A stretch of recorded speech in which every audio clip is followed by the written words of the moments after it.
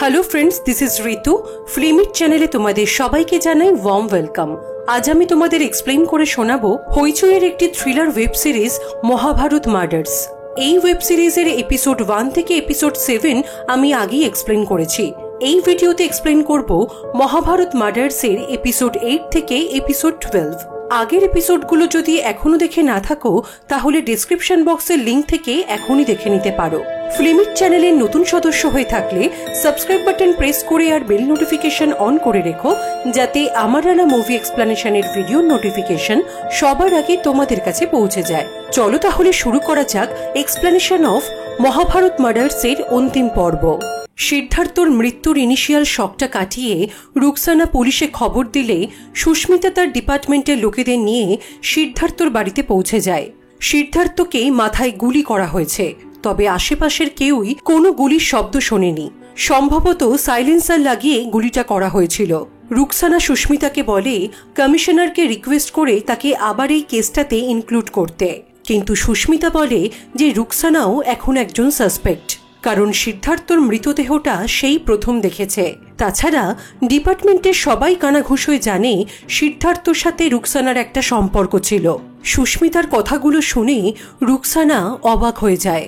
বাড়িতে ফিরে রুকসানার মনে পড়তে থাকে সিদ্ধার্থর সাথে কাটানো মুহূর্তগুলো। শত কষ্ট হলেও বিজয়দাকেই করতে হয় সিদ্ধার্থর পোস্টমর্টেম। জয়ে সিদ্ধার্থর এরকম একটা পরিণতিতে প্রচণ্ড ভেঙে পড়ে। ওরা সবাই মিলে এতদিন অনেকগুলো সুন্দর মুহূর্ত কাটিয়েছে।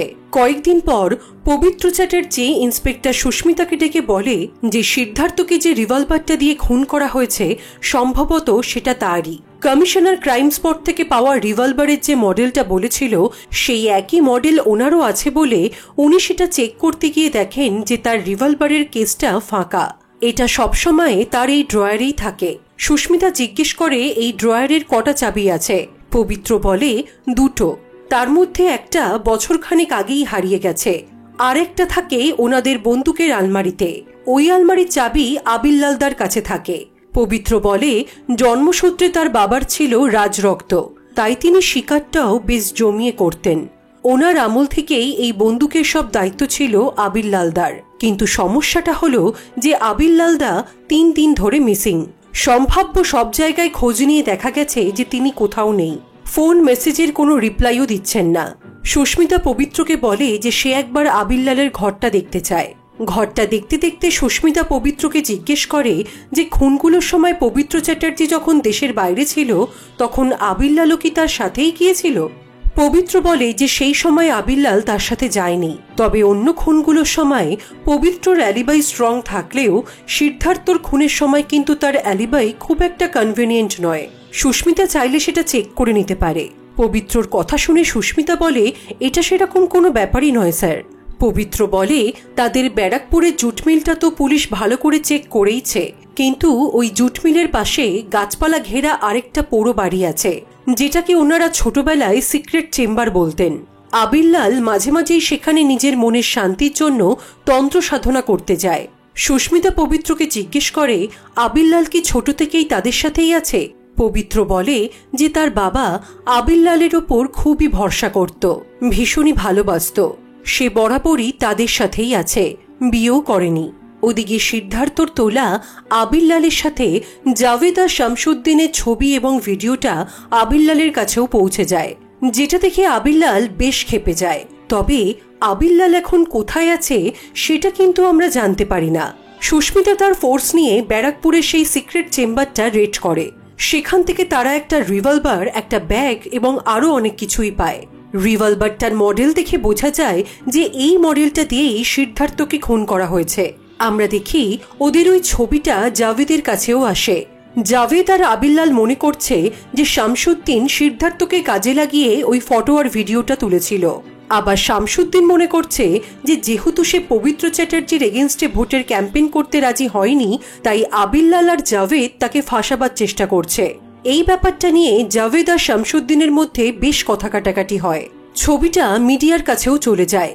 ইলেকশনের আগেই এরকম একটা ব্যাপার ঘটায় মিডিয়াতে তোলপাড় শুরু হয়ে যায়। আবিল্লাল নিউজে দেখে যে ওই ছবি এবং ভিডিওটা মিডিয়ার কাছে আসার পর সুস্মিতা স্টেটমেন্ট দিয়েছে ঘর শত্রু বিভীষণ। নিউজে বলা হয়, তাহলে কি পবিত্র আর সুস্মিতা আবিরলালকেই ঘরশত্রু বিভীষণ বলতে চাইছে? নিউজটা দেখে আবিরলাল প্রচণ্ড রেগে গিয়ে পবিত্রর ছবিটা ক্ষতবিক্ষত করতে থাকে। কমিশনার পবিত্রকে রিকোয়েস্ট করে যে কদিন আবিরলালকে খুঁজে পাওয়া যাচ্ছে না সেই কটা দিন যেন তিনি নিরাপত্তার জন্য একটা 5 স্টার হোটেলে গিয়ে থাকেন। পবিত্র বলে যে সে বুঝতে পারছে না আবিরলাল এটা কেন করতে চাইছে। তার যদি পবিত্রকে মারারই হতো সে তো বাড়িতেই অনেক সুযোগ পেয়েছিল, এর জন্য শুধু শুধু এতগুলো ইনোসেন্ট মানুষকে কেন মারল? তখন সুস্মিতা বলে এটা করে তিনি একটা সিরিয়াল কিলিং প্যাটার্ন তৈরি করলেন, এরপর যুধিষ্ঠির হিসেবে আপনাকে খুন করলেও সিরিয়াল কিলিং এর প্যাটার্ন অনুযায়ী ব্যক্তিগত কোনো শত্রুতা ডিপার্টমেন্ট খতিয়ে দেখত না। পবিত্র বলে তবুও কিন্তু তিনি আবিরলালের মোটিভটা বুঝতে পারছেন না, তবে তিনি চান তার নিরাপত্তার দায়িত্বটা রুকসানার ওপরে দেওয়া হোক। পবিত্র চ্যাটার্জির কথাটা শুনে সুস্মিতার মুখটা চুপসে যায়। নিউজ পেপারে চারিদিকে আবিরলালের বিরুদ্ধে প্রচার হতে শুরু করে। ধরে নেওয়া হয় যে ক্ষমতা দখলের লড়াইয়ের সূত্রেই আবিরলাল পবিত্র চ্যাটার্জিকে মারার জন্য এতগুলো খুন করেছে। রুকসানা পুরো নিরাপত্তার সাথে পবিত্র চ্যাটার্জিকে 5 স্টার হোটেলে নিয়ে আসে। সেখানে মিডিয়া পবিত্রকে ছেঁকে ধরলে সে বলে অপরাধী ঠিকই ধরা পড়বে, কোনো দুর্যোধনই তার সাজা থেকে পার পাবে না। আমরা দেখি নিউজে পবিত্রর এই লাইফটা আবিরলাল টিভিতে দেখছে। রুকসানা পবিত্রকে তার রুমে পৌঁছে দিতে যায়, আর তখনই হঠাৎ করেই সেখানে আবিরলাল পবিত্রকে গুলি করার জন্য উদ্যত হয়। রুকসানা সেটা দেখতে পেয়ে পবিত্রকে গার্ড করে আবিরলালের দিকে রিভলভার তাক করে, কিন্তু সে গুলি করার আগেই আবিরলালের ছোড়া গুলিটা রুকসানার বুকে লাগে। তা সত্ত্বেও রুকসানা আবিরলালকে কাউন্টার অ্যাটাক করে। রুকসানার গুলিতে আবিরলাল ছটফট করতে করতে সেখানেই মারা যায়। এদিকে বুকে গুলি লাগার কারণে রুকসানাও অজ্ঞান হয়ে পড়ে যায়। কয়েকদিন পর যখন তার জ্ঞান ফেরে সে তখন একটা নার্সিং হোমে। পবিত্র চ্যাটার্জি তার পাশে বসে আছে। রুকসানার জ্ঞান ফিরলে পবিত্র বলে যে রুকসানা তো এখন সেলিব্রিটি, ব্রেকিং নিউজ, সব নিউজ মিডিয়াতে এখন তার জয় জয়কার। রুকসানা আবিরলালের কথা জিজ্ঞেস করাতে পবিত্র বলে যে আবিরলাল অর্থাৎ এই গল্পের দুর্যোধন রুকসানার এনকাউন্টারে ওখানেই মারা গেছে। মহাভারত মার্ডার্স কেসটা এখন ক্লোজড। রুকসানা পবিত্রকে জিজ্ঞেস করে যে তিনি কবে থেকে জানলেন আবিরলাল স্বভাবে একজন গে। তখন পবিত্র বলে তার তখন 12 বছর বয়স। তাদের বাড়িতে লালটু নামের এক কর্মচারী ছিল। সিন শিফট হয় 30 বছর আগে। আমরা দেখি লালটু একটু খুঁড়িয়ে খুঁড়িয়ে হাঁটে। লালটু প্রায় আবিরলালেরই সমবয়সী ছিল। একটা মিটিংয়ে সেদিন বাড়ির সবাই ব্যস্ত ছিল। লালটু নিজের কাজ করছিল, তখন হঠাৎ করেই আবিরলাল লালটুকে টেনে ভেতরে নিয়ে গিয়ে সেক্সুয়ালি হ্যারাস করার চেষ্টা করে, কিন্তু তখনই সেখানে পবিত্র চলে আসায় আবিরলাল চমকে গিয়ে লালটুকে ধাক্কা মেরে ফেলে দিতে মাথা ফেটে যায় লালটুর। পবিত্রর বাবা ব্যাপারটা বুঝতে পারলেও অন্ধ ভালোবাসায় তিনি আবিরলালকে কিছুই বলেন না, বরং পবিত্রকেই সেদিন বকাঝকা করেন। সেদিন যে তার বাবা কতটা ভয় পেয়েছিলেন আজ সেটা পবিত্র বুঝতে পারে। ওই ঘটনার বছরখানেক পর লালটু তাদের বাড়ি ছেড়ে কোথায় যে চলে গেল সেটা আজ অব্দি কেউ জানে না। ওদিকে আমরা দেখি শামসুদ্দিন ও তার লোকেরা জাভেদকে তাড়া করেছে। শামসুদ্দিন যখন জাভেদকে মারার জন্য রিভলভার তাক করে তখন শামসুদ্দিনের লোকই পেছন থেকে তাকে মেরে খুন করে ফেলে। আমরা বুঝতে পারি জাভেদ আগে থেকেই শামসুদ্দিনের লোকেদের কিনে রেখেছিল, আর এতক্ষণ তারা শামসুদ্দিনের সাথে নাটক করছিল। রুকসানা ধীরে ধীরে সুস্থ হয়ে আবার ডিউটি জয়েন করে। ডিপার্টমেন্টের সবাই তাকে অভ্যর্থনা জানায়। এত বড় একটা সাহসিকতার পরিচয় দেওয়ার জন্য তাকে অনেক প্রেস কনফারেন্সেও ডাকা হয়। পবিত্র চ্যাটার্জি ইলেকশনে জিতে মুখ্যমন্ত্রী হন। ওদিকে জাভেদ হঠাৎ করেই নিজে থেকেই পুলিশের কাছে ধরা দেয়। রুকসানা জাভেদকে ইন্ট্রোগেট করতে এসে বলে, তুমি নাকি এত বড় ডন, হঠাৎ করেই সব হাওয়া বেরিয়ে গেল? জাভেদ বলে যে সে নিজে ধরা না দিলে রুকসানার এই ডিপার্টমেন্টের কোনো ক্ষমতাই নেই তাকে ধরার। তখন রুকসানা বলে, তুমি জানো যে বাইরে থাকলে তুমি নিজেই খুন হয়ে যাবে, সেই কারণেই ধরা দিয়েছ। জাভেদ পবিত্র চ্যাটার্জিকে নিয়ে রুকসানাকে খারাপ কথা বলায় রুকসানা বলে, নোংরা কথা বলাটা চিরকালই তোমার ফেভারিট হ্যাবিট।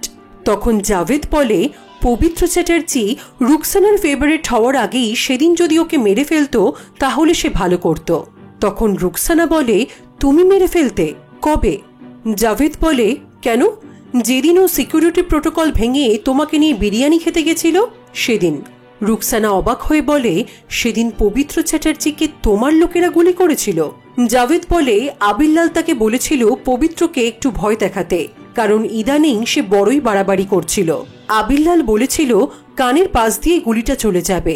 তবে এখন জাভেদের মনে হচ্ছে যে সেদিনই পবিত্রকে তার মেরে ফেলা উচিত ছিল। রুকসানা জিজ্ঞেস করে, এই কাজটাতে আবিল্লালের মোটিভ কি ছিল?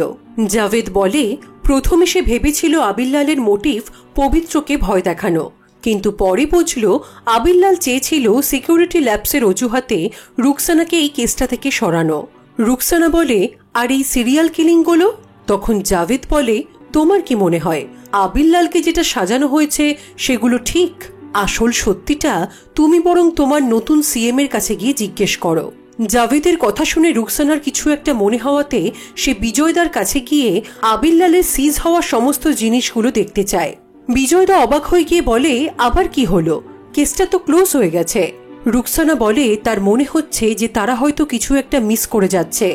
বিজয়দা ব্যারাকপুরের ওই সিক্রেট চেম্বার থেকে পাওয়া আবিল্লালের সমস্ত জিনিস রুকসানাকে দেয়। জিনিসগুলোর মধ্যে রুকসানা একটা ব্যাগ দেখতে পায়, যেটা তার খুবই চেনা। বিজয়দা বলে যে এটা আবিল্লালের ব্যাগ। এই ব্যাগটাতেই সে মার্ডার ওয়েপেন ক্যারি করত। ভিকটিমদের ডিএনএও এই ব্যাগেই পাওয়া গেছে। ব্যাগটা খুলে রুকসানা দেখে তার ভেতরে আর লেখা। রুকসানার চিনতে একটু অসুবিধা হয় না যে এটা তার বাবার ব্যাগ। ছোটবেলায় সে তার বাবার ব্যাগে নিজে হাতে তার নামের প্রথম অক্ষর আর লিখেছিল। আমরা আগেই দেখেছি যে জাভেদ আর রুকসানার ঝগড়ার সময় জাভেদ এই ব্যাগটা রাস্তায় ফেলে দিয়েছিল, কিন্তু ব্যাগটা ব্যারাকপুরের সিক্রেট চেম্বারে কি করে গেল রুকসানা সেটাই বুঝতে পারছে না। পুরো ব্যাপারটা জানতে রুকসানা পৌঁছে যায় সিদ্ধার্থর ছোটবেলার বাড়ি ভুবনতলাতে। সেখানকার বর্তমান ওসির সাথে দেখা করে রুকসানা পৌঁছে যায় 25 বছর আগে ভুবনতলার যিনি ওসি ছিলেন সেই প্রদীপ বাবুর বাড়িতে। রুকসানা ওনাকে সৌবল দাসের স্কেচটা দেখিয়ে জিজ্ঞেস করে যে তিনি এই লোকটাকে চেনেন কিনা। ছবিটা দেখে প্রদীপবাবু বলেন, এই লোকটি হল পাপ্পুর লালটু মামা। আসলে সিদ্ধার্থর ডাকনামই পাপ্পু। পাপ্পুর বাবার নাম কঙ্কন সিংহ আর মায়ের নাম কুসুম দাস। 25 বছর আগে কুসুম দাস ব্যারাকপুরের ওই জুট মিলে কাজ করত। রুকসানা জিজ্ঞেস করে, পবিত্র চ্যাটার্জির জুট মিল? প্রদীপবাবু বলেন, সেই সময় ওটা পবিত্র চ্যাটার্জির বাবা ধর্মদাস চ্যাটার্জির ছিল। ওই জুট মিলেই কুসুম দাসের লালটু নামে একটা পাতানো ভাই ছিল। হঠাৎই একদিন কুসুম দাস ওখানেই খুন হয়। ফ্ল্যাশব্যাকে আমরা দেখি কেউ একজন কুসুম দাসকে ছুরির আঘাতে খুন করে। অত ছোট বয়সেই পাপ্পু তার মাকে হারায়। তারপর থেকেই পাপ্পুর বাবা কঙ্কন সিংহ পাপ্পুর উপরে খুব অত্যাচার শুরু করে। অকারণেই সে পাপ্পুকে মারধর বকাবকি করত। হঠাৎ করেই পাপ্পু ভীষণই একা হয়ে যায়। তার আশ্রয় বলতে ছিল একমাত্র তার লালটু মামা। কঙ্কন সিংহের আবার একটা নাটকের দল ছিল। একবার ছোটদের একটা মহাভারত পালা চলছিল। দুর্যোধনের চরিত্রে ছিল পাপ্পু, শকুনির চরিত্রে লালটু মামা। যুধিষ্ঠিরের বড়বেলার চরিত্রটা কঙ্কন সিংহ নিজেই করতেন। রিহার্সালের সময় দুর্যোধন হিসেবে পাপ্পু সংলাপ ভুল বলায় বাকি পাণ্ডবদের চরিত্রে অভিনয় করা ছেলেরা হাসাহাসি করতে শুরু করে। কঙ্কন সিংহ স্টেজের ওপর উঠেই পাপ্পুকে মারধর করতে শুরু করে। সেখানেও লালটু মামাই পাপ্পুকে বাঁচায়। সেদিন ওই মহাভারত নাটকের সময় ভীমের চরিত্রে অভিনয় করা পবন ছেলেটি মারা যায়। কিন্তু সবচেয়ে অদ্ভুত ঘটনা হলো পাপ্পুর মা মারা যাওয়ার বছরখানেকের মধ্যেই রহস্যজনকভাবে খুন হয়ে যায় বাকি 3 জন পাণ্ডবের চরিত্রের অভিনেতা। রুকসানা জিজ্ঞেস করে যে তারা কি এর জন্য পাপ্পুকে সাসপেক্ট করেছিল। প্রদীপবাবু বলেন, তাদের সন্দেহ হলেও খুনগুলো যেভাবে হয়েছিল তাতে একা একটা বাচ্চার পক্ষে এগুলো করা অসম্ভব। একজন মারা যায় রান্নাঘরের গ্যাস সিলিন্ডার বাস্ট করে, একজনের সাইকেলের টায়ারে বিষাক্ত গ্যাস ভরে দেওয়া হয়েছিল, আর আরেকজন মারা যায় সাপের কামড়ে। একটা বাচ্চার পক্ষে কি পরপর এতগুলো খুন করা সম্ভব? তখন রুকসানা বলে, কেন, পাপ্পুর ওই লালটু মামা? এরপর রুকসানা ওই নাটকের সময় যিনি লাইটম্যান ছিলেন তার কাছে যায়। তিনি বলেন, যেহেতু ভীমের চরিত্রের অভিনেতা পবন কঙ্কনবাবুর নাটক চলাকালীন ওই নকল রক্ত খেয়ে মারা যায়, তারপর কঙ্কনবাবু যেদিন ভূদেবের বাড়ি যান সেদিনই ভূদেবের বাড়ির গ্যাসটা ব্লাস্ট করে। সেই কারণে ভূদেব আর পবনের বাড়ির লোক মিলে কঙ্কনবাবুকে পুলিশে দেন। বাবাকে পুলিশে নিয়ে যাওয়া সত্ত্বেও পাপ্পু একটুও কাঁদেনি। কিছুদিন পর জেলেই কঙ্কন বাবু মারা যান। এর পরের জন বলেন পাপ্পু তার কাছে অঙ্ক করতে যেত। লালটু মামাই পাপ্পুকে পৌঁছে দিত, আবার নিয়ে যেত। তার বাকি স্টুডেন্টরা কেন জানি না পাপ্পুকে খুবই উত্ত্যক্ত করত। লালটু মামাই সবসময় সবার হাত থেকে পাপ্পুকে বাঁচাত। কঙ্কন সিংহের বাড়ির সেই সময় যিনি কাজের লোক ছিলেন তিনি বলেন প্রথম দিন থেকেই তিনি কঙ্কন বাবুর বাড়িতে কাজ করতেন। তবে বাবা আর ছেলের সম্পর্কটা কোনোদিনই সেরকম ভালো ছিল না। এই সব খুনের পেছনে লালটু মামা আছেন কিনা তার জানা নেই, তবে তার সন্দেহ হয়েছিল। কিন্তু কেই বা পুলিশের ঝামেলায় জড়ায়। কঙ্কনবাবুর জেল হওয়ার পর লালটু মামা পাপ্পুকে নিয়ে অনেক দূরে কোথাও চলে যায়, তবে সেটা কোথায় কেউ জানে না। রুকসানা জয়কে ফোন করে বলে সৌবল দাস অর্থাৎ সিদ্ধার্থ লালটু মামার যে স্কেচটা ওরা পেয়েছে তার সাথে আরো 25-30 বছর যোগ করে তাকে কেমন দেখতে হবে সেটার একটা ডেমো পাঠাতে। কিছুক্ষণের মধ্যেই জয় রুকসানাকে পাঠায় যে সৌবল দাসকে আজকের দিনে দাঁড়িয়ে কেমন দেখতে হতে পারে। এরপর আমরা সৌবল দাস ওরফে লালটু মামাকে দেখতে পাই। মহাভারতের পাণ্ডবদের ছবিতে ক্রস চিহ্নগুলো লালটু মামাই আঁকছিল। তার কণ্ঠস্বরেই আমরা মহাভারতের সেই শ্লোকটা শুনতে পেয়েছিলাম, যেটা ডিপার্টমেন্টের পেজে আপলোড করা হয়েছিল। রুকসানা বিজয়দাকে বলে কুসুম দাস যখন মারা গেছিল সেই সময় তো বিজয়দা ডিপার্টমেন্টেই ছিল। কুসুম দাসের জামা কাপড়গুলো নিশ্চয়ই ল্যাবে আছে। বিজয়দা মজা করে বলে সে তো মুঘল আমলের কেস। রুকসানা বিজয়দাকে রিকোয়েস্ট করে কুসুম দাসের জামা কাপড়গুলো বার করার। জয়কে নিয়ে রুকসানা আর্কাইভ রুম থেকে ধর্মদাস চ্যাটার্জি এবং কুসুম দাসের ফাইল বার করে। সেখান থেকে রুকসানা জানতে পারে যে জুট মিলে চাকরি করার আগে কুসুম দাস ধর্মদাস চ্যাটার্জির বাড়িতে কাজ করত। রুকসানা জয়কে বার করতে বলে যে আবিরলালকে ধর্মদাস চ্যাটার্জি কোন অনাথ আশ্রম থেকে দত্তক নিয়েছিল। জয়ে কম্পিউটার থেকে কিছুক্ষণের মধ্যেই বার করে দেয় আবিরলালকে ধর্মদাস চ্যাটার্জি দেশবন্ধু অনাথ আশ্রম থেকে দত্তক নিয়েছিল। রুকসানা সেই অনাথ আশ্রমে কথা বলার পর বিজয়দা আর জয়কে বলে সবকিছু কেমন যেন মিলে যাচ্ছে। ওই অনাথ আশ্রমে আবিরলালের বার্থ সার্টিফিকেটটা ধর্মদাস চ্যাটার্জি দিয়েছিল। আবার তার কয়েক বছর পরেই ধর্মদাস চ্যাটার্জি আবিরলালকে ওই অনাথ আশ্রম থেকেই দত্তক নেয়। আর তার কিছু বছর পরেই কুসুম দাস খুন হয়। বিজয়দা রুকসানাকে বলে আমি যেটা ভাবছি তুমিও কি সেটাই ভাবছ? রুকসানা বলে স্যাম্পল তো আছেই, ডিএনএটা একবার টেস্ট করিয়ে নিলে হয় না? এই কথোপকথনের অর্থ আমরা কিছুক্ষণ পরে ভালোভাবে বুঝতে পারব। মুখ্যমন্ত্রী হওয়ার পর প্রথমবার পবিত্র চ্যাটার্জি পাহাড় সফরে গেছেন সেখানকার রাজনীতি সম্বন্ধে অবগত হওয়ার জন্য।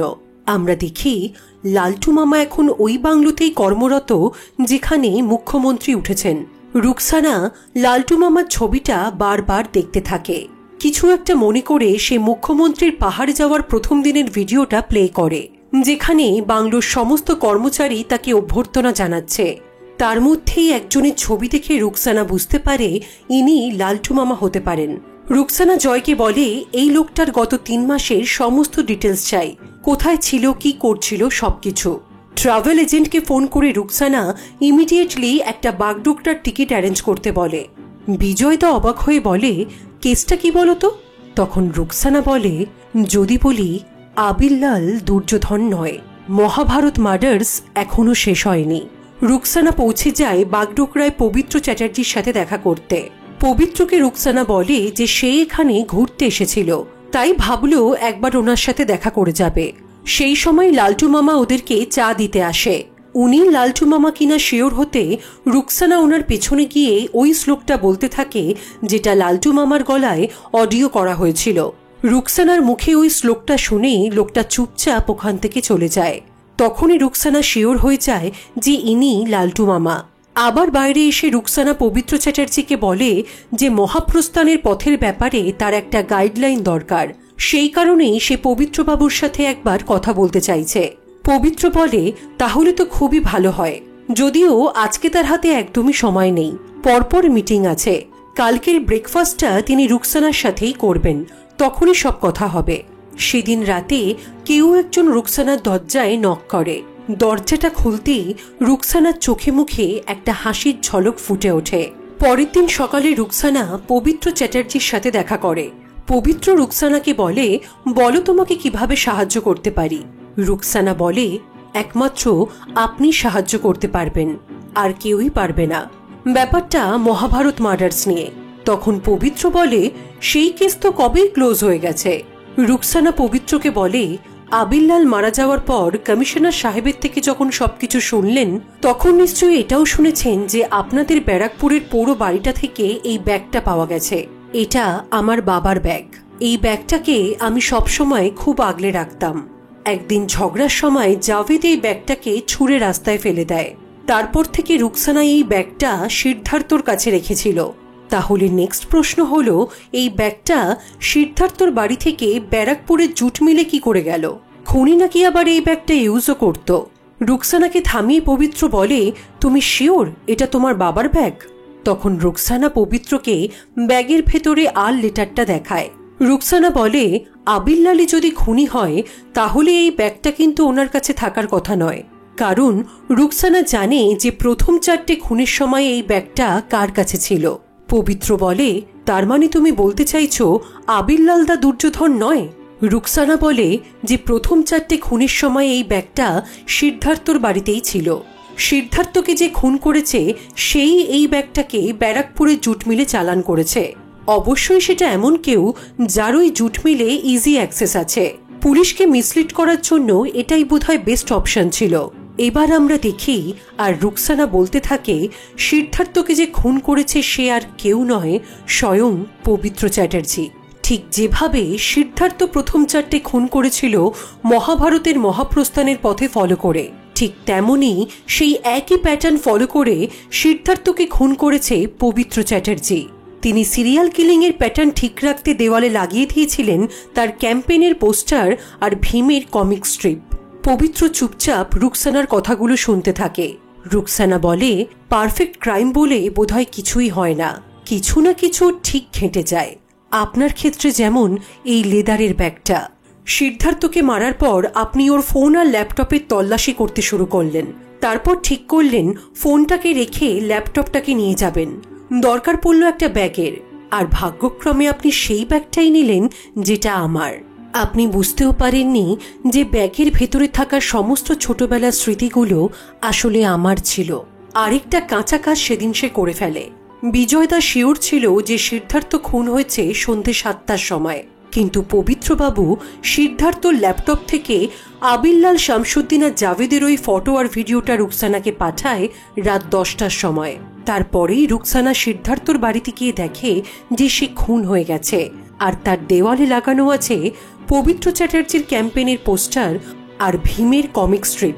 রুকসানা বলে, সিদ্ধার্থর ফোন থেকে জাভেদের ওই ছবিটা তাকে পাঠিয়ে পবিত্র চ্যাটার্জির অ্যাটেম্পটা ভালোই ছিল, কারণ তিনি জানতেন জাভেদ রুকসানার এক্স হাজব্যান্ড। তাই সিদ্ধার্থর খুনি জাভেদ হতে পারে এটা নিয়ে রুকসানাকে কনফিউজ করাটা খুবই সোজা ছিল। এতটুকু বলার পর রুকসানা বলে, আমি সবকিছু ঠিক বলছি তো স্যার? তখন পবিত্র বলে, ভালোই বলছো, তবে শেষেরটা একটু ঝুলিয়ে ফেলেছ। তখন রুকসানা বলে, ঠিকটা জানতেই তো আপনার কাছে আসা। পবিত্র বলে, আবিল্লাল যদি ওই খুনগুলো করে নাই থাকে তাহলে ও হঠাৎ পবিত্রকে কেন মারতে গেল? রুকসানা বলে, কারণ আপনি ওকে সিরিয়াল কিলার হিসেবে ফ্রেম করতে চেয়েছিলেন, সেই কারণেই ও আপনার ওপর প্রতিশোধ নিতে চেয়েছিল। পবিত্র বলে, মানলাম, কিন্তু আবিল্লাল যদি ধোয়া তুলসী পাতা হতো তাহলে তো পুলিশের কাছে যেত। তা না করে অত রিস্ক নিয়ে পবিত্রকে মারতে যাওয়াটা একটু বেশি বাড়াবাড়ি না? রুকসানা বলে, আবিল্লাল যে ইনোসেন্ট সেটা কি আমি বলেছি? কুসুম দাসকে মনে আছে নিশ্চয়ই। ওদের কথার মাঝেই লালটু মামা এসে ওদেরকে ব্রেকফাস্ট সার্ভ করে যায়। লালটু মামা চলে যাওয়ার পর রুকসানা পবিত্রকে একটা ডিএনএ স্যাম্পল দেখায়। কুসুম দাস খুন হওয়ার সময় যে জামা কাপড় পরেছিল সেই জামা কাপড়ে আবিল্লালের ডিএনএ স্যাম্পল পাওয়া গেছে। ফ্ল্যাশব্যাকে আমরা দেখি কুসুম দাসকে সেদিন ছুরির আঘাতে আবিল্লালই খুন করেছিল। ডিএনএ স্যাম্পলটা দেখে পবিত্র বলে, ভালোই এগোচ্ছ, কিন্তু দেখো কোর্টে যদি আমরা দেখাই যে কুসুম দাসের জামা কাপড়ে শুধুমাত্র আবিল্লালের ডিএনএ পাওয়া গেছেই মানে সে কুসুম দাসের খুনি, ব্যাপারটা একটু খেলো হয়ে যাচ্ছে না? আরও একটু জমাতে হবে। তখন রুকসানা বলে, জমাচ্ছি স্যার, একটু ধৈর্য ধরুন। ভিকি প্যাটেল খুন হওয়ার পরেই পবিত্র ঠিক করলো আবিল্লালকে মিসলিড করতে হবে। সেই কারণে পবিত্র আবিরলালকে গিয়ে বলে যে রুকসানা তদন্ত করতে গিয়ে কুসুম দাসের খুনের ব্যাপারটা আবার ঘাঁটছে। সে ডিএনএ ম্যাচ করে কুসুম দাসের জামা কাপড়ে আবিরলালের ডিএনএ পেয়েছে। ইলেকশনের আগে এসব ঝামেলা খুবই সমস্যার, তাই আবিরলালের উচিত এখন কদিনের জন্য আন্ডারগ্রাউন্ড হয়ে যাওয়া। সবকিছু তো সেট করাই আছে, ক্ষমতায় চলে আসার পর পবিত্র ব্যাপারটা সামলে নেবে। আর সেই কারণেই আবিরলাল পবিত্রকে বিশ্বাস করে আন্ডারগ্রাউন্ড হয়ে গেছিল। এরপরই পবিত্র শুরু হলো আবিরলালকে দুর্যোধন সাজাবার খেলা। পবিত্র ইচ্ছে করেই ওই রিভলভার আর ব্যাগটা ব্যারাকপুরের জুট মিলের পাশের ওই পৌরবাড়িতে রেখে এসেছিল। আবিরলাল যখন নিউজে দেখল পবিত্র নিজেই তাকে আন্ডারগ্রাউন্ড হতে বলে এখন তাকে সবার সামনে সিরিয়াল কিলার হিসেবে ফ্রেম করছে, এরপর নিশ্চয়ই আবিরলাল নিমন্ত্রণ করে পবিত্রকে খাওয়াতো না। রাগ আর প্রতিহিংসায় পবিত্রকে মারতে যাওয়াটাই তার কাছে খুবই স্বাভাবিক ছিল। তখন পবিত্র বলে যে আবিরলালকে ফাঁসিয়ে পবিত্র চ্যাটার্জির কি লাভ, আর পবিত্র চ্যাটার্জি জানবেই বা কি করে যে সিদ্ধার্থই দুর্যোধন। তখন রুকসানা বলে পবিত্র চ্যাটার্জি আবিরলালকে ফাঁসায় কারণ পবিত্রর একটা সৎ ভাইও ছিল, আর তার নাম আবিরলাল চ্যাটার্জি। আর তিনি কি করে জানলেন যে সিদ্ধার্থই দুর্যোধন, সেটা জানার জন্যই রুকসানার তার কাছে আসা। তখন পবিত্র রুকসানাকে বলে এত উতলা হচ্ছ কেন? মহাভারত তো, কত চরিত্র, কত পর্ব। তাহলে শুরু করি ধর্মদাস চ্যাটার্জিকে দিয়ে। মহাভারতে তার আবার ডাবল রোল, তিনি পাণ্ডু আবার সূর্যও।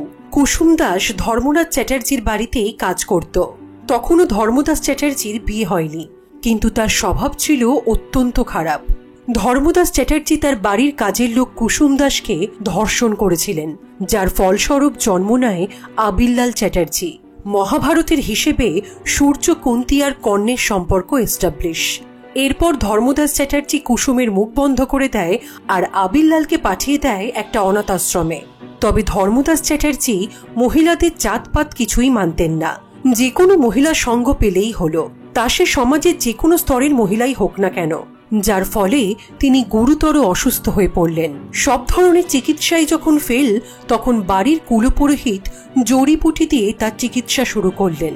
সেই চিকিৎসাতেই ধর্মদাস চ্যাটার্জি সুস্থ হয়ে উঠলেন। তারপর সৎপথে আগুয়ান হলেন, অর্থাৎ বিয়ে করলেন। কিন্তু আগের সেই বিভৎস রোগের কারণে তিনি তার পৌরসত্ব হারালেন। এটা শুনে রুকসানা অবাক হয়ে বলে তাহলে আপনি? পবিত্র বলেন তার ঠাকুরদার ঠাকুরমা ছিলেন তখনকার দিনের আপগ্রেডেড ভার্সন। বংশরক্ষা করার দায়ে কুলপুরোহিতকে নিয়োগ করলেন তার মাকে গর্ভবতী করার জন্য। গুরুদেবের কৃপায় তার মা গর্ভবতী হল, আর সেই সন্তানই পবিত্র চ্যাটার্জি। কিন্তু ধর্মদাস কিছুতেই এটা মেনে নিতে পারত না, তাই তিনি অনাথ আশ্রম থেকে ফিরিয়ে আনলেন আবিরলালকে। শত হলেও তার নিজের রক্ত তো। সমাজের কাছে পবিত্রই ধর্মদাস চ্যাটার্জির নিজের সন্তান হয়ে থাকলেও সে ছিল তার বাবার কাছে ব্রাত্য। আবিরলালই তার চোখের মণি ছিল। যেহেতু পবিত্রর মা অন্য কারোর সাথে শারীরিক সম্পর্ক স্থাপন করেছে এবং পবিত্র অন্য কারোর সন্তান, তাই অকারণেই পবিত্রর মাকে শিকার হতে হলো ধর্মরাজ চ্যাটার্জির অত্যাচারের। রুকসানা বলে তাই আবিরলালকে নিয়ে আপনার ইনসিকিউরিটি দিন দিন বেড়েই যাচ্ছিল। সত্যিই তো, আপনার বাবা যদি আপনাকে পাত্তা না দিয়ে আবিরলালকেই বেশি পাত্তা দেয়, তাহলে তো সেটা চিন্তারই। আর এর প্রভাব যদি ভবিষ্যতে উইলেও পড়ে, সেটা তো সাংঘাতিক ব্যাপার। সেই কারণেই আপনি কুসুম দাসের খুনি হিসেবে আপনার বাবাকে ধরিয়ে দিলেন।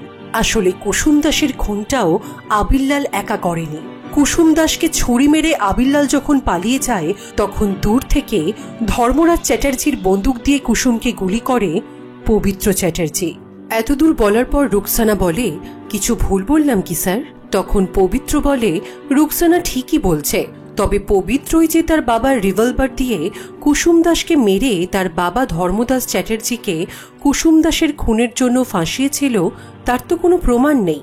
আসলে তার বাবার মৃত্যুর পর আবিরলাল পবিত্রকে ভয় দেখাতে শুরু করলো যে ধর্মদাস চ্যাটার্জির শেষ উইলে লেখা আছে তার স্থাবর অস্থাবর সব সম্পত্তি আপন সন্তানই পাবে।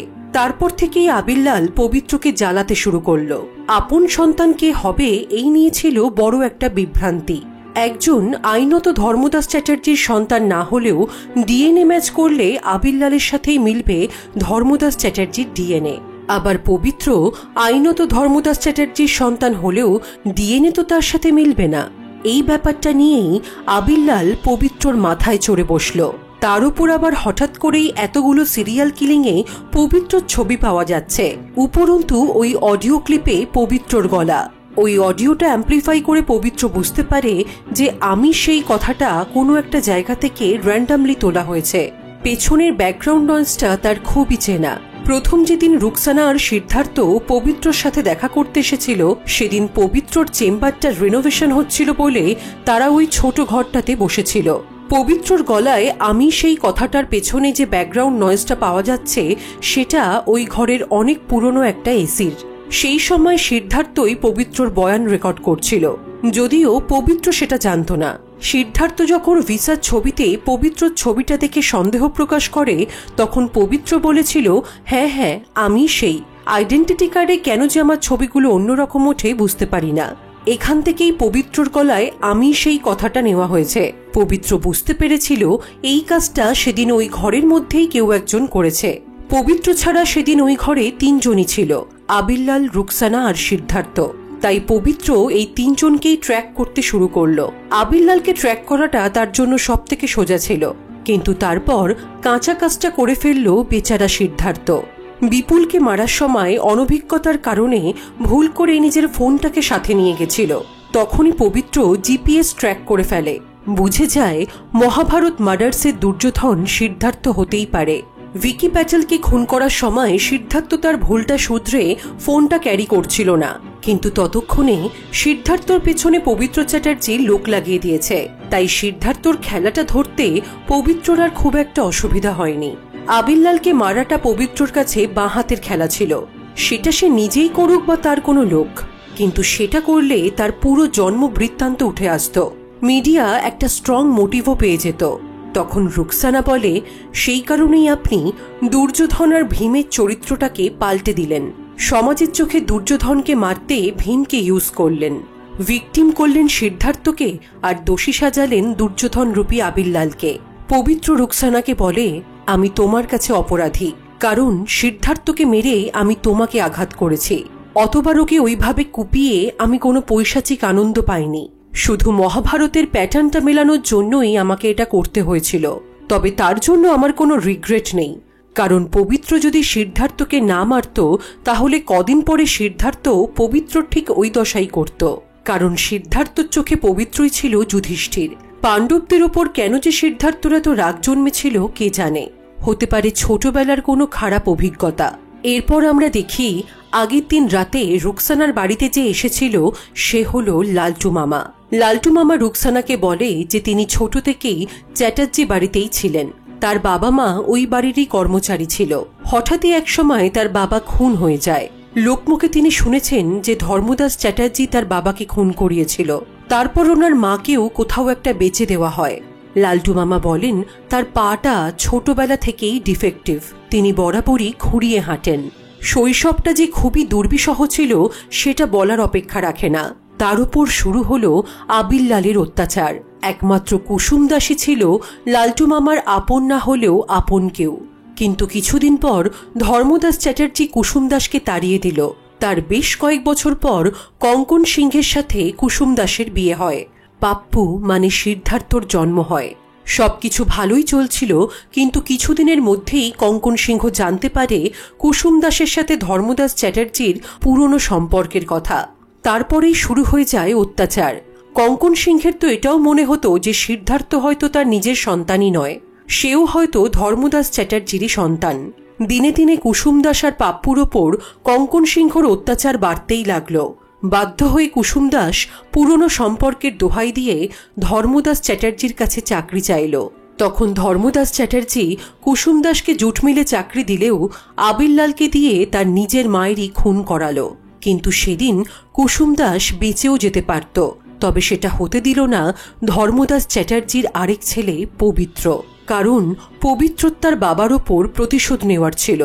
আর এই পুরো ঘটনাটা সেদিন ঘটেছিল লালটুর চোখের সামনে। অত ছোট বয়সেই পাপ্পু মা হারা হলো। মিত্রপক্ষ কেউ না থাকলেও দিনে দিনে পাপ্পুর শত্রুপক্ষ বেড়েই চলেছিল। সবাই যখনই সুযোগ পেত ওকে উত্ত্যক্ত করত। লালটু মামা ছাড়া ওর পাশে আর কেউই ছিল না। নাটকের দলের ছেলেরাও ওকে প্রচণ্ড বিরক্ত করত। এভাবেই হঠাৎ পাপ্পু একদিন ঘুরে দাঁড়াতে চাইল। এভাবেই হয়তো শয়তানের জন্ম হয়। চিরকাল কেউ পড়ে পড়ে মার খাবে, সেটা কি সম্ভব? ওর ছোটবেলাটা ছাড়খাড় হয়ে গেছিল। একদিন লালটু মামাই পাপ্পুকে বলে, বড় হওয়ার সময় পাপ্পুর কাছে নেই, সেই সুযোগ সমাজ তাকে দেবে না। সে তো দুর্যোধনের পাঠ করছে, সবার আগে তাকে দুর্যোধনের কষ্টটা বুঝতে হবে, না হলে সে চরিত্রে ঢুকবে কি করে। এরপরেই শুরু হলো পাণ্ডবদের মেরে প্রতিশোধ নেওয়ার পালা। আর ওদের প্ল্যান মতোই ওই খুনগুলোর অপরাধে জেলে গেল কঙ্কন সিংহ।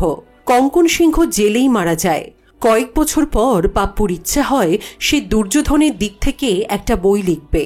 পাপ্পুর ইচ্ছা রাখতে একটা প্রকাশনা সংস্থা বানিয়ে সৌবল দাস নাম দিয়ে লালটু মামাই প্রকাশ করে পাপ্পুর লেখা হলধর দত্ত ছদ্মনামে দুর্যোধনের বইটা। সিন আবার বর্তমানে ফিরে আসে। পবিত্র বলে যে সে সিদ্ধার্থর ল্যাপটপে ওই অডিও ক্লিপের পুরো অংশটা পেয়েছিল। তাছাড়া সিদ্ধার্থর বাড়িতে গান্ধার প্রকাশনার রয়্যালটি চেক দেখে পবিত্র বুঝে যায় যে সিদ্ধার্থই হল হলধর দত্ত। পবিত্র বলে, কিন্তু সিদ্ধার্থ এতগুলো খুন করল কেন, সেটার একটা আন্দাজ সে করতে পারে।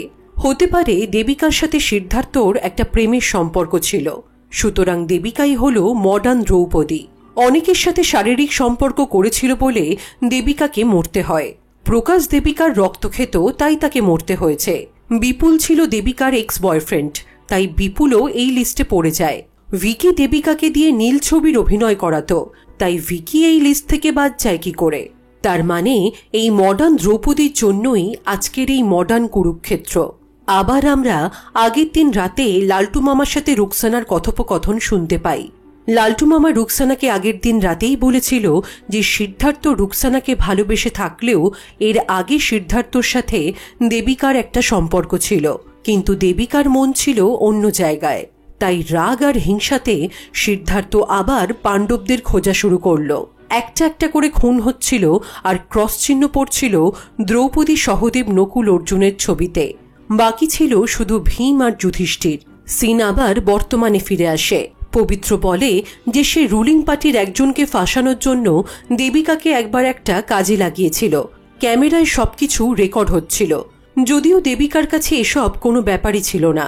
কিন্তু সিদ্ধার্থ দেবিকার ফোন হ্যাক করে জানতে পেরে যায় যে পবিত্র চ্যাটার্জি এই কাজে দেবিকাকে লাগিয়েছে। তাই পাণ্ডবদের লিস্টে পবিত্র চ্যাটার্জিও চলে আসে। রুকসানা পবিত্রকে বলে, আপনাকে একটা ছোট্ট ইনফরমেশন দিই, হয়তোবা এটা আপনি আগে থেকেই জানেন। সিদ্ধার্থর মায়ের নামই হল কুসুম দাস। এটা শুনে পবিত্র বলে, তাহলে তো আমি সিদ্ধার্থকে মেরে কোনো ভুল করিনি। আমারই দুই সৎ ভাই আমাকেই মারার পরিকল্পনা করছিল। শুধুই আমি এতদিন সিদ্ধার্থকে মেরে বিবেক দংশনে ভুগছিলাম। চলে যাওয়ার আগে রুকসানা স্যান্ডউইচটা হাতে নিয়ে বলে, মহাভারতের মহাপ্রস্থানের পথে ফলো করলে একবার হলেও কিন্তু যুধিষ্ঠিরকেও নরক দর্শন করতে হয়েছিল। কথাটা বলে স্যান্ডউইচে একটা কামড় দিয়ে রুকসানা ওখান থেকে চলে যায়। রুকসানার কথাটা শুনে অবাক হয়ে তাকিয়ে থাকে পবিত্র। আবার আমরা আগের দিনের কথোপকথন দেখতে পাই। লালটু মামা রুকসানাকে বলে যে অনেক কষ্ট করে সে এই রিসর্টের কাজটা জোগাড় করেছে, এবার সে তার ভাগ্নিকে খুশি করে দেবে। রুকসানা বলে, কি করবেন ভাবছেন আপনি? মাছি গলতে পারে না এই সিকিউরিটির চাপে। এরপর আমরা দেখি লালটু মামাই আজকে সকালে পবিত্র আর রুকসানার জন্য স্যান্ডউইচ বানিয়েছিল। একটা স্যান্ডউইচের মধ্যে লালটু মামা কি যেন একটা রেখে দেয়। কি ভাবছেন, পবিত্র স্যান্ডউইচে বিষ মেশানো হলো? না, লালটু মামা আগের দিন রুকসানার সাথে প্ল্যান করে রুকসানার স্যান্ডউইচের ভেতর রেখে দিয়েছিল ছোট্ট একটা মাইক, যার মধ্যে এতক্ষণ ধরে রেকর্ড হচ্ছিল পবিত্র চ্যাটার্জির জবানবন্দি। এই কারণেই বেরোবার সময় রুকসানা স্যান্ডউইচে কামড় দিয়ে বেরোয়। বাইরে গিয়ে সে মুখ থেকে বার করে নেয় ওই মাইকটা। কিছুক্ষণ পর লালটু মামা পবিত্রকে এসে জানায় তার আসল পরিচয়, যে সেই হলো পবিত্রর বাড়ির সেই লালটু। লালটু মামাকে দেখে পবিত্র অবাক হয়ে যায়। এদিকে ততক্ষণে রুকসানা ডিপার্টমেন্টের ওয়েবসাইটে এবং সোশ্যাল মিডিয়ায় আপলোড করে দিয়েছে পবিত্র চ্যাটার্জি আর তার কথোপকথনের রেকর্ড, যেখানে অতিরিক্ত স্মার্ট পবিত্র চ্যাটার্জি তার সব অন্যায় কথার ছলে স্বীকার করে নিয়েছিলেন। পবিত্রর কাছেও চলে আসে তার স্বীকারোক্তির মেসেজ। মিডিয়ার লোকেরা ঘিরে ধরে পবিত্র চ্যাটার্জির বাংলো। লালটু মামা আর রুকসানা পবিত্র চ্যাটার্জিকে খুন করার থেকেও আরও বড় শাস্তি দেয়। গোটা রাজ্য জেনে যায় মুখ্যমন্ত্রী পবিত্র চ্যাটার্জির আসল রূপ। এতদিনে রুকসানার কাজটা বোধহয় শেষ হলো মহাভারত মার্ডার্স। ভিডিওটা ভালো লেগে থাকলে please to like, comment, share and please don't forget to subscribe ফিল্মিট। দেখা হচ্ছে পরবর্তী ভিডিওর সাথে। ততক্ষণের জন্য বাই বাই।